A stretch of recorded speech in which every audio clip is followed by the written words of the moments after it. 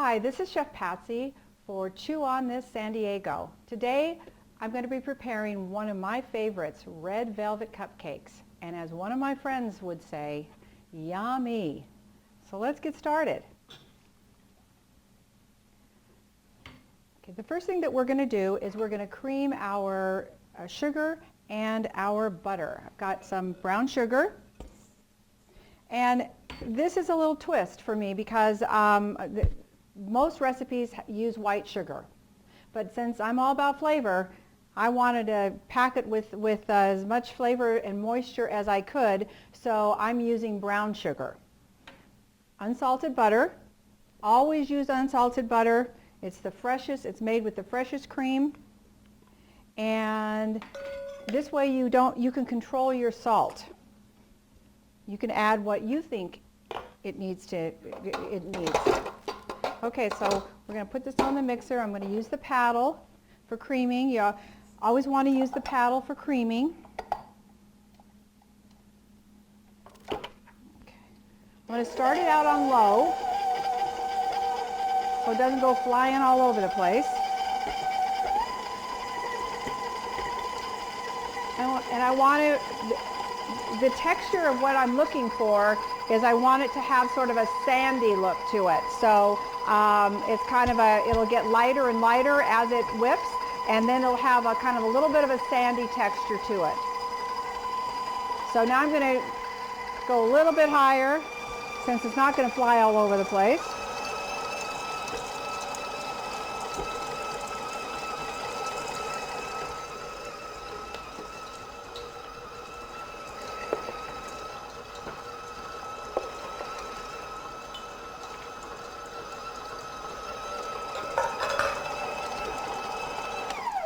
Okay, we are ready with our creaming.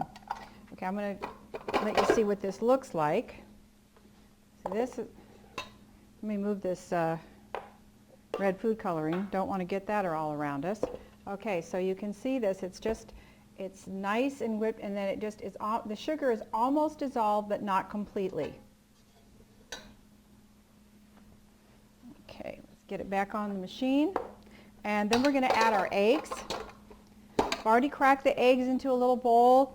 Kind of a nice little insurance policy to crack your eggs into a bowl before you put it into whatever it is that you're preparing. That way, if there are any shells, you can remove them before you put them in your mixture.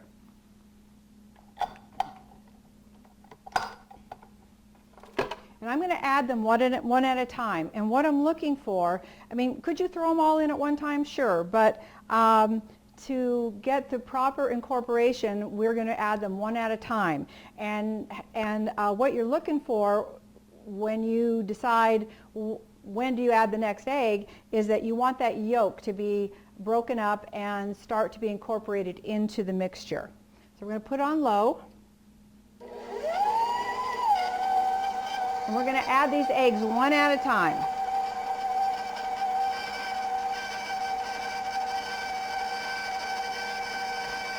And I've used large eggs. Most of your standard recipes all have large eggs, unless it's indicated. Okay, we've got our eggs in there.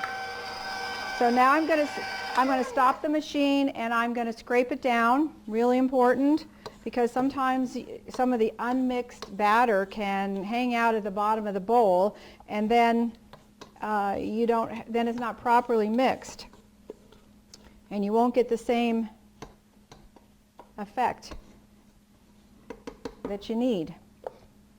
Okay, so I'm going to let this mix a little bit more.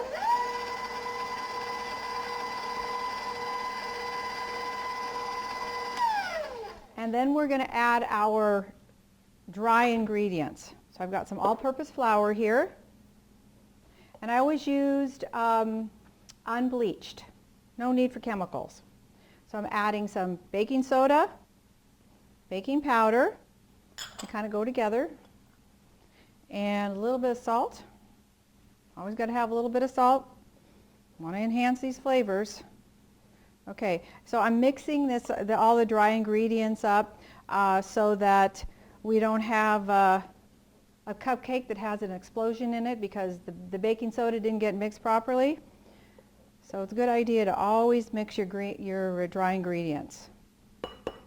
Okay. So how I'm going to do this is in thirds. So I'm going to start with dry and end with dry. We'll put on low.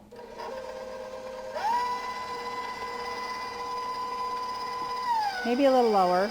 Kind of makes not a very good sound. Maybe a little bit lower. Okay. I'm adding these dry ingredients, about a third.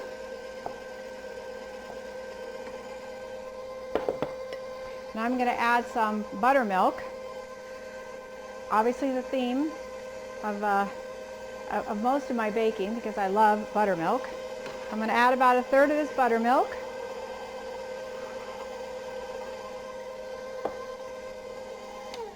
I'm going to stop it. It's kind of collecting a little bit of dry ingredients on the paddle. And I'm going to scrape the sides. It is important to stop and start this process so that you can scrape the sides of the pan. It might seem a little tedious, but I promise you the results will, you'll be pretty happy with the results. You'll get the performance out of your ingredients that you need. Okay, so I'm going to add another third.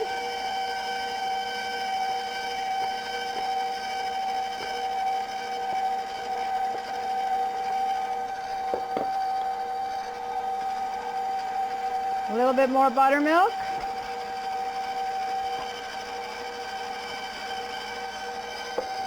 I'm going to make sure I get all this buttermilk. I don't want my recipe to be off.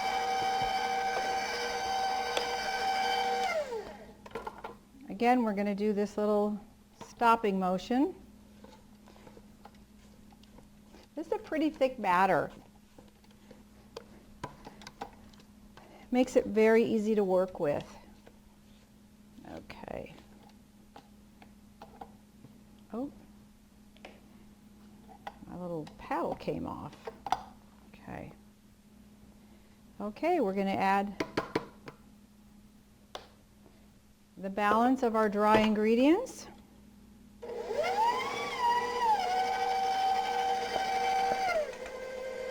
There we go.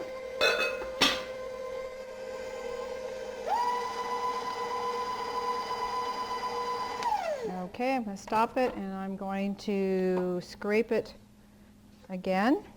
And then I'm going to add the food coloring. I've got to have the red in the red velvet. There are some recipes that use beet juice, which is something that I haven't tried yet, but I think that's something that I should investigate and test. Okay, so I'm going to put our red food coloring, and then I'm going to put some vanilla.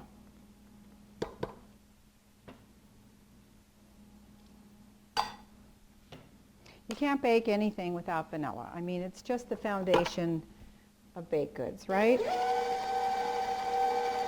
Okay, this batter's getting nice and red. Okay, we're ready for some scooping. A way to keep uniformity with your cupcakes is to use a scoop. That way they'll all be the same, they'll bake the same, and there'll be no guessing. That's what we do in restaurants. And get your trays all ready. There we go. Okay. Look at this beautiful batter.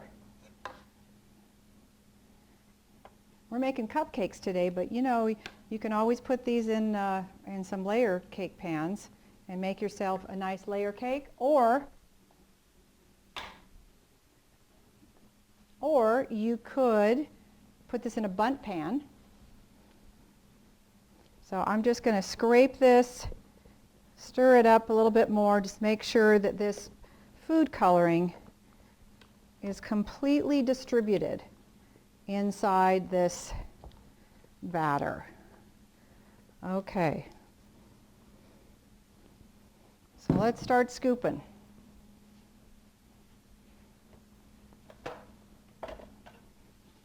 I worked for a cupcake place in Chicago, and we made 1,200 to 1,500 cupcakes a day. A lot of scooping.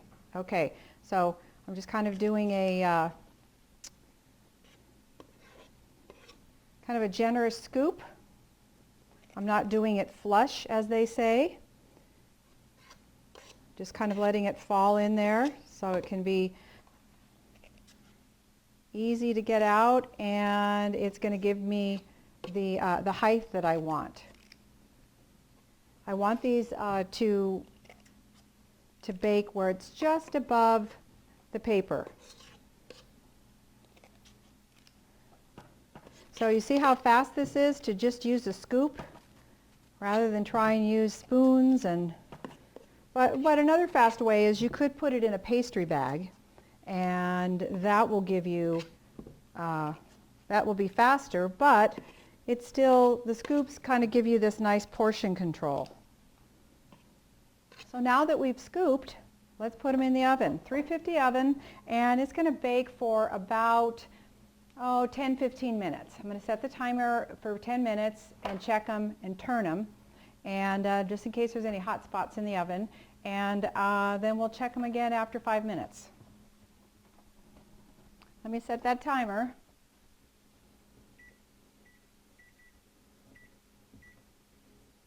Timers are so important in baking. You almost have to become a fanatic about it. So my timer just went off for the cupcakes, so let's turn that off. And let's check on our cupcakes and see if they're ready. I've got a nice little skewer to check to make sure that it comes out clean. That's what we're looking for. They look beautiful. Let me check them out here. Voila, came out perfectly clean. So that means they're ready. So let's cool them and make our frosting, and by the time these are cool, then we'll be ready to decorate and frost. And we're back.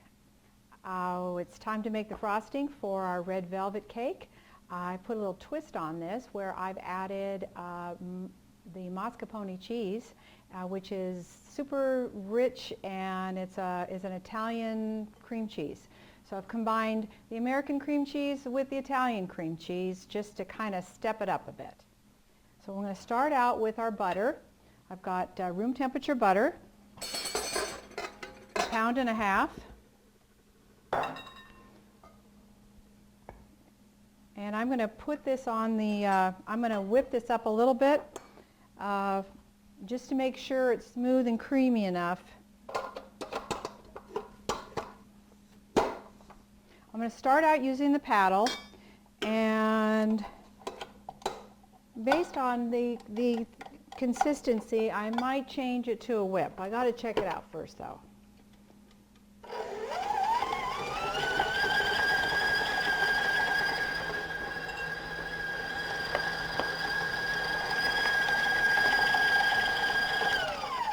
Okay, now that our flour is whipped, I'm going to add the mascarpone. I'm going to fumble on that every time because my last name is Bentivegna, so I'm going to fumble on all the Italian words. I guess maybe that's because I'm Irish, not Italian. Okay, so let's put some cream cheese in here. It's equal parts, 8 ounces of each.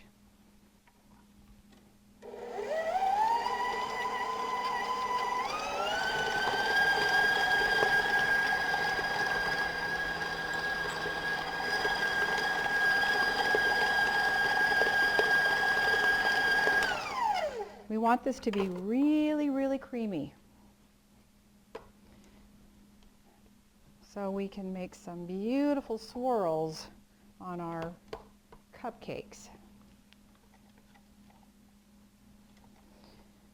Okay, so now we've got all the fat whipped, meaning the cream cheese and the butter. And now I'm going to add a little bit of salt, brings out a little flavor, and some vanilla. Then we are going to gradually add powdered sugar, which has already been sifted. A must. You have got to, whenever you're putting powdered sugar into any one of your frostings, any baked good, you always have to sift it because it gets hard, it gets all those little bumps. Nothing is worse than bumpy frosting. We can't have that. So let's just I'm going to put in about a third. Kind of a theme here, putting things in thirds. I don't know who invented that, but it works for me. Okay. Add a little bit of sugar. You want to start out low because otherwise you would be covered in powdered sugar. The reason I'm mentioning this is because I've done that before. But I was using a big 60-quart mixer and had powdered sugar all over me. Not a good look.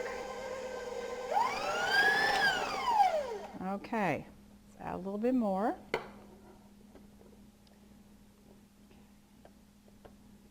Almost there.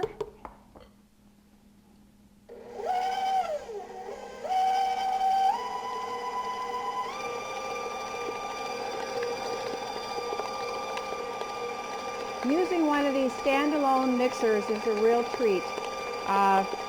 It makes the process go so much smoother, and it's something that if you can treat yourself to one of these, I recommend it. Okay.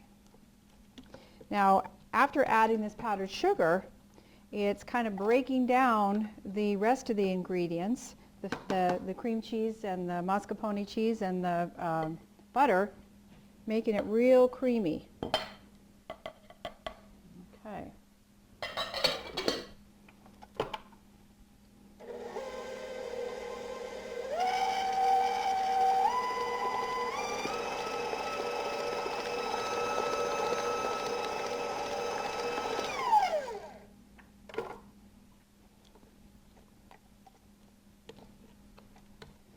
Okay.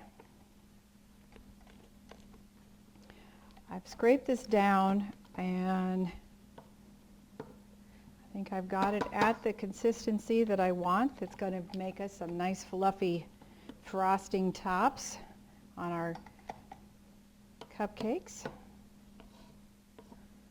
Okay.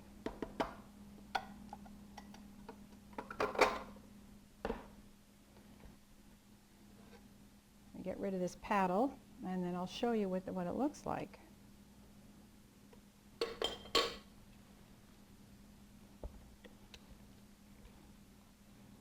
Look how creamy. Isn't that going to look good on our cupcakes? Super creamy. Love it. Okay.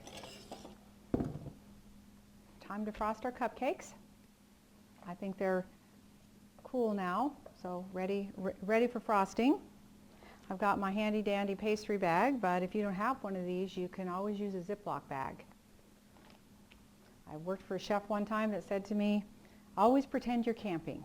You gotta use what you got. Because sometimes working in a restaurant is sometimes like it's showtime. You gotta do what you gotta do. So you put the tip in and you twist it so the frosting doesn't come out the other end. Then you fold it over.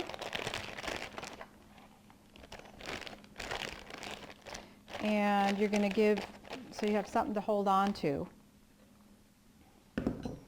And we're going to fill it with our frosting.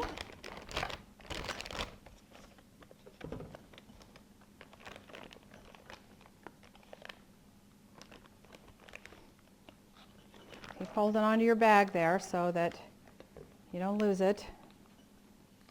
You don't need to fill it very high because if it's too full, then it's really hard to handle.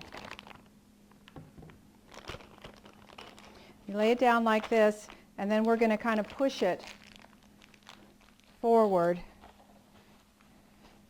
trying to get some air bubbles out, kind of pack it in there. Okay. I've got this little paper towel down here because I want to do a couple of practice runs. So this is, you can do any shape you want. So I'm going to kind of start with a little swirl. Start in the middle, all the way around. Okay. I think that's what we're going for. But I might do a couple different ones just so that I can show you what's going on. Okay. So you want to get right over your cupcake. Start in the middle, start pressing, start going around a circle, all the way around until you get all the way back up to the top. There you go. Get that off of there. Let's do another one. I want to stay centered, right in the middle. Add a little pressure. Go round, round. Just like pasty freeze. I'm going to do a little different design here, just because. I want to do kind of a back and forth, little zigzag. So to finish this off, I'm going to grate a little bit of chocolate on here. I'm going to use my microplane. Another great thing to use it for is grating chocolate, grating nutmeg. Just about grating anything you want. Whoops. Okay, we can recover from that, I promise. Because then I'll just add a little bit more shaving. See? There you go. It's pastry chef's trick. Yeah, a little bit more over here. Okay. There you go. There's your cupcakes. Well, I hope you enjoyed today's baking episode. For Chew on This San Diego, I'm Chef Patsy.